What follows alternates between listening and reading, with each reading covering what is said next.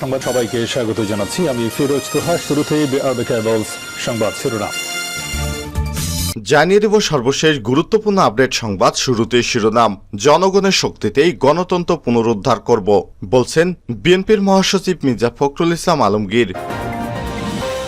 এরপর জানিয়ে দিব সরকার আরও বেপরোয়া হয়ে উঠেছে বলছে কৃষক দল। দ্বাদশ জাতীয় সংসদ নির্বাচনের পর আওয়ামী লীগ সরকার আরও বেশি বেপরোয়া এবং হিংস্র হয়ে উঠেছে বলে অভিযোগ করেছেন বিএনপির অন্যতম অঙ্গ সংগঠন জাতীয়তাবাদী কৃষক দলের নেতারা।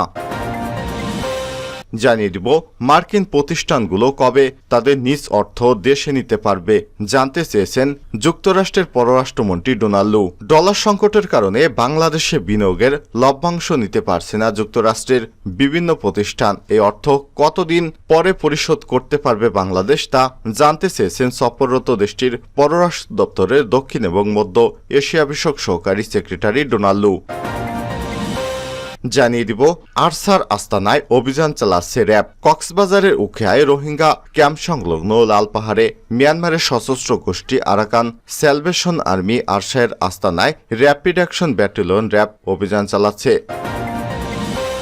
জানিয়ে দিব ধামরায় নির্বাচনী ক্যাম্প ভাঙচুর করে তালা দিলেন আওয়ামী লীগ নেতা। রাজধানী ঢাকার ধামরায় আনারস মার্কার নির্বাচনী ক্যাম্প ভাঙচুর করে তালা দেওয়ার অভিযোগ উঠেছে মোটরসাইকেল সমর্থিত আওয়ামী লীগ নেতা মোতাহার হোসেন মেসের আলীর বিরুদ্ধে। এছাড়া নির্বাচনী ক্যাম্প পরিদর্শনের সময় আনারস প্রতীকের প্রার্থীকে মোটরসাইকেল সমর্থিতরা লাঠিসোঁটা দিয়ে ধাওয়া করে বলে জানা গেছে। এবং সর্বশেষ জানিয়ে দিব আওয়ামী লীগ নেতা হত্যা মামলার আসামি বন্ধুর ছুরিকাঘাতে খুন। বগুড়া আওয়ামী লীগ নেতা মমিনুল ইসলাম রকি হত্যা মামলার আসামি আলী হাসান ৩০ বন্ধুর ছুরিকাঘাতে খুন হয়েছে। নিহত আলী হাসান বগুড়া শহরের মালগ্রাম পশ্চিমপাড়া এলাকার জিন্নার ছেলে। মঙ্গলবার ১৪ মে বিকেলে সদর উপজেলার শহরদুগি গ্রামের পশ্চিমপাড়ায় এই দুর্ঘটনা ঘটে। প্রিয় দর্শক, এতক্ষণ শুনছিলেন সংবাদ শিরোনাম, এবারে বিস্তারিত। তবে তার আগে অনুরোধ থাকবে, আপনি কোন স্থান থেকে আমাদের সংবাদটি দেখছেন কমেন্ট করে জানিয়ে দিন এই সংবাদ সম্পর্কে আপনার মূল্যবান মতামত। প্রিয় দর্শক, আপনি যদি আমাদের চ্যানেলে নতুন হয়ে থাকেন, ভিডিওটি দেখতে দেখতে চ্যানেলটি সাবস্ক্রাইব করে রাখুন, যাতে করে আমাদের লেটেস্ট আপডেট সংবাদগুলো সবার আগে আপনার কাছে পৌঁছে যায়। এবারে বিস্তারিত। জনগণের শক্তিতেই গণতন্ত্র পুনরুদ্ধার করব বলছেন মির্জা ফখরুল।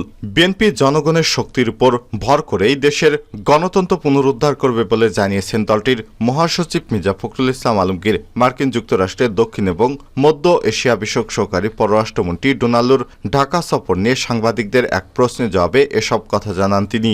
মঙ্গলবার ১৪ মে বিকেলে রাজধানীর গুলশানে বিএনপির চেয়ারপারসনের রাজনৈতিক কার্যালয়ে যুগপৎ আন্দোলনের শরিক গণ অধিকার পরিষদ এর নেতাকর্মীদের সঙ্গে বৈঠক শেষে সাংবাদিকদের সঙ্গে আলাপকালে মির্জা ফখরুল এসব কথা বলেন। এ সময় দেশের অর্থনৈতিক অবস্থা ভয়াবহ বিপর্যয় বলে মন্তব্য করেছেন তিনি। ডোনাল্ড ঢাকা সফরকে বিএনপি কিভাবে দেখছে সাংবাদিকদের এমন প্রশ্নে জবাবে মির্জা ফখরুল ইসলাম বলেন, বাংলাদেশের জনগণ কার উপর নির্ভর করে না, তাদের গণতান্ত্রিক অধিকার ফিরিয়ে আনবে, এটাই হচ্ছে শেষ কথা।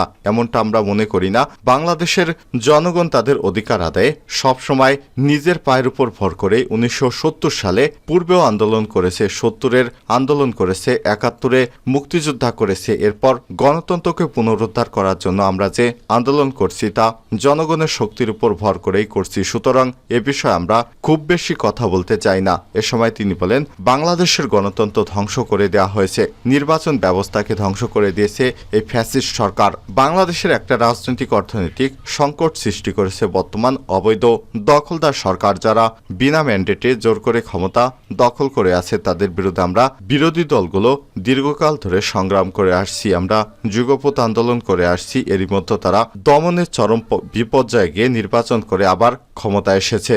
বিএনপির মহাসচিব বলেন, জনগণের যে আকাঙ্ক্ষা তা বাস্তবায়নের লক্ষ্যে প্রথমে ৩১ দফা এবং পরে আন্দোলনের চূড়ান্ত পর্যায়ে এক দফা তুলে ধরেছিলাম। এর মূল কথা ছিল একটি নির্দলীয় নিরপেক্ষ তত্ত্বাবধায়ক সরকারের অধীনে নির্বাচন করা। সে লক্ষ্যে বিগত কয়েক বছর ধরে যুগপৎ আন্দোলনের ধারায় আন্দোলন করে আসছি। আজকে তারই ধারাবাহিকতায় গণ অধিকার পরিষদের সঙ্গে আলোচনা ছিল। সরকার আরও বেপরোয়া হয়ে উঠেছে বলছে কৃষক দল। জাতীয় সংসদ নির্বাচনের পর আওয়ামী লীগ সরকার আরও বেশি বেপরোয়া এবং হিংস্র হয়ে উঠেছে বলে মন্তব্য করেছেন বিএনপির অন্যতম সংগঠন জাতীয়তাবাদী কৃষক দল। মঙ্গলবার 14 মে সন্ধ্যায় কৃষক দলের দপ্তর সম্পাদক মোহাম্মদ রফিকুল ইসলামের পাঠানো এক যৌথ বিবৃতিতে সংগঠনটির সভাপতি কৃষিবিদ হাসান জাফির তুহিন এবং সংগঠনের সাধারণ সম্পাদক শহীদুল ইসলাম বাবুল এই অভিযোগ করেছেন। কৃষক দল চুয়াডাঙ্গা জেলা শাখার আহ্বায়ক মোহাম্মদ মোবারক হোসেন জামিন নামঞ্জুর করে কারাগারে প্রেরণের ঘটনায় গভীর উদ্বেগ প্রকাশ করে গণমাধ্যমে এই বিবৃতি দেন তারা। বিবৃতিতে কৃষক দলের শীর্ষ নেতৃত্বদ্বয় বলে, গত 7 জানুয়ারি প্রহসনের নির্বাচনের মাধ্যমে ক্ষমতা দখল করে আওয়ামী শাসক গোষ্ঠী এখন আরও বেশি বেপরোয়া এবং হিংস্র হয়ে উঠেছে। রাষ্ট্র ক্ষমতা টিকে রাখার জন্য বিএনপি এবং এর অঙ্গ ও সহযোগী সংগঠনসমূহ গণতন্ত্র মানা বিরোধী দলের নেতাকর্মীদের উপর নানান কায়দায় দমন পীড়নের মাত্রা বৃদ্ধি করেছে। মিথ্যা এবং বানোয়াট মামলায় জামিন নামঞ্জুর করে বিরোধী নেতাকর্মীদের কারাগারে পাঠানোর মাধ্যমে এক জুলুমের সংস্কৃতি তৈরি করেছে।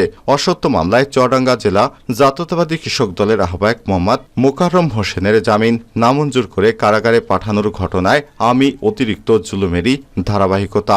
এ সময় তিনি আর বলেন, বর্তমান দেশে আইনের শাসন সুশাসন নেই বলেই গণতান্ত্রিক সংগ্রামে অংশগ্রহণরত নেতাকর্মীরা ন্যায় বিচার থেকে বঞ্চিত হচ্ছেন। এক সর্বগ্রাসী অরাজকতা দেশকে গ্রাস করে ফেলেছে। দুঃশাসন দীর্ঘায়িত করার জন্যই শহর থেকে গ্রাম সর্বত্রই ভীতি ছড়িয়ে দেওয়া হচ্ছে। বিবৃতিতে কৃষক দলের শীর্ষ নেতৃত্বই বলেন, সারা দেশে প্রতিনিয়ত ডামি সরকারের মদদে বিরোধী নেতাকর্মীদের জামিন নামঞ্জুরের মাধ্যমে কারারন্তিন করা হচ্ছে। এই ঘটনায় তারা গভীর উদ্বিগ্ন।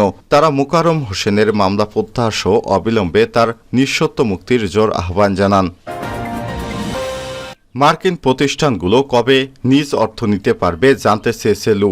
ডলার সংকটের কারণে বাংলাদেশে বিনিয়োগের লভ্যাংশ নিতে পারছে না যুক্তরাষ্ট্রের বিভিন্ন প্রতিষ্ঠান। এই অর্থ কতদিনে পরিশোধ করবে বাংলাদেশ তা জানতে চেয়েছে সফররত দেশটির পররাষ্ট্র দপ্তরের দক্ষিণ এবং মধ্য এশিয়া বিষয়ক সহকারী সেক্রেটারি ডোনাল্ড লু। মঙ্গলবার 14 মে প্রধানমন্ত্রীর বেসরকারি শিল্প এবং বিনিয়োগ উপদেষ্টা সালমান এফ রহমানের গুলশানের বাসভবনে নৈশভোজন এ বিষয়ে জানতে চান তিনি। নৈশভোজন শেষে নিজ বাসভবনে সংবাদ সম্মেলনে সব তথ্য জানান সালমান এফ রহমান। তিনি বলেন, ডলার সংকট নিয়ে আলোচনা হয়েছে। তারা বলছে, মার্কিন যেসব ব্যবসা প্রতিষ্ঠান রয়েছে অর্থ ছাড়ে দেরি হচ্ছে বলে তাদের অভিযোগ। তারা এও বলছে, আমরা বুঝি বাংলাদেশের রিজার্ভের উপর চাপ রয়েছে। আলোচনার এক পর্যায়ে বাংলাদেশ কতদিনে অর্থ দিতে পারবে তা জানতে চেয়েছেন ডোনাল্ড। সালমান এফ রহমান জানান, আমরা আশা করছি আমাদের রিজার্ভ রপ্তানির সঙ্গে রেমিটেন্সও বাড়বে। তাদের জানিয়েছি আমাদের অর্থ পরিশোধে একটু সমস্যা হচ্ছে, দেরি হচ্ছে, তবে ক্রমাগত অর্থ ছাড় হচ্ছে, একেবারেই বন্ধ হয়নি। সালমান এফ রহমান আরও বলেছেন,